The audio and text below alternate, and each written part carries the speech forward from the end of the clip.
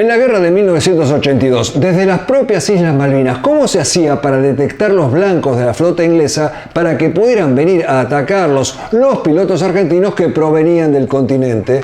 Lo explica Oscar Luis Aranda, el entonces jefe del Centro de Información y Control de la Defensa Aérea de Malvinas. ¿Cuál era el método para ubicar a las fragatas desde Puerto Argentino? Por un sencillo método de ver en nuestra pantalla de radar los puntos en los cuales aparecían los ecos de los aviones Harrier y el lugar por donde desaparecían. Alrededor de esos puntos, que eran marcados en un mapa, en una carta, se trazaba un círculo de 20 millas y indefectiblemente en esa posición se encontraba la Task Force. ¿Cuál era la reacción cuando algunos pilotos que habían salido a atacar la flota no volvían? Bueno, esa es una experiencia las más tristes que tengo de la guerra, porque nosotros seguíamos la batalla aérea sobre nuestra mesa de ploteo como si estuviéramos viendo un programa de televisión.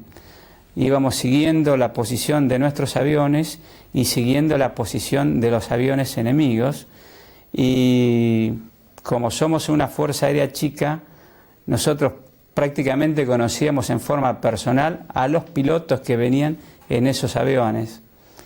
Es decir, que cuando se producía un derribo, la pérdida de un avión propio, que en la mesa esta en la cual llevábamos la situación era sacar un ploteo, es decir, sacar un pequeño avión que nos significaba y al cual movíamos y nos representaba el avión, que ese simple acto de sacar un pedazo de cartón era la pérdida de un camarada. Y eso era realmente muy difícil de asumir, y sobre todo en los primeros días de la guerra, el 1 de mayo especialmente, cuando tuvimos bastantes bajas en forma seguida.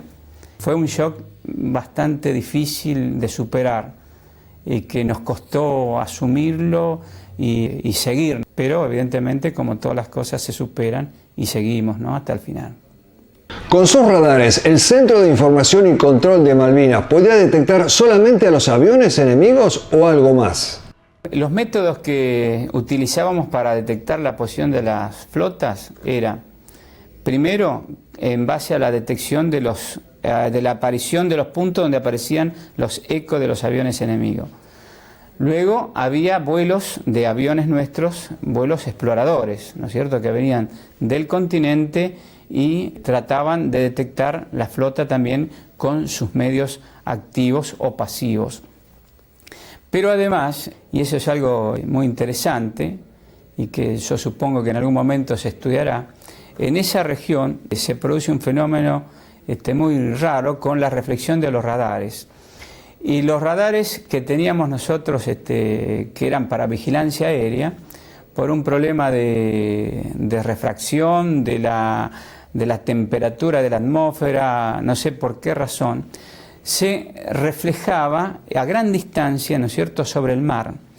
Entonces, en muchas oportunidades, y no era siempre eso, ¿no?, pero en muchas oportunidades nosotros pudimos detectar con el radar que estaba hecho para mirar hacia el aire, escudriñar y ver lo que había en la superficie del mar. La combinación de esos tres métodos, es decir, seguir la trayectoria de los aviones Harrier, la exploración que hacíamos con nuestros propios medios, 2, y la reflexión del radar que por un fenómeno que no conocemos tenía un alcance y una reflexión sobre la superficie del agua, podíamos enterarnos de la posición de la flota, en forma, por supuesto, aproximada.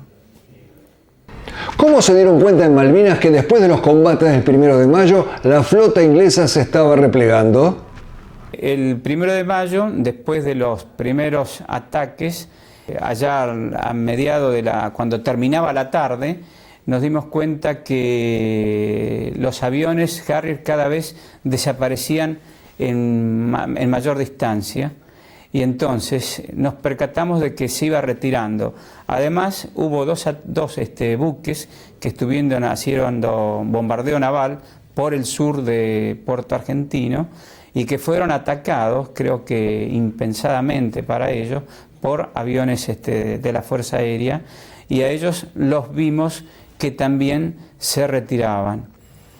Además, en las pantallas de radar, esa noche, nosotros pudimos seguir esos ecos de los dos buques que estaban en el sur, que se retiraban lejos hacia el oeste de las islas. Ahí evidentemente asumimos que había una retirada general de toda la Task Force, y que lo que presumíamos que iba a ser un desembarco en ese momento, en ese mismo día, se había cancelado. Esa fue lo que nosotros asumimos por la actitud que pudimos inferir de las detecciones, de las informaciones que estábamos reuniendo por los distintos métodos.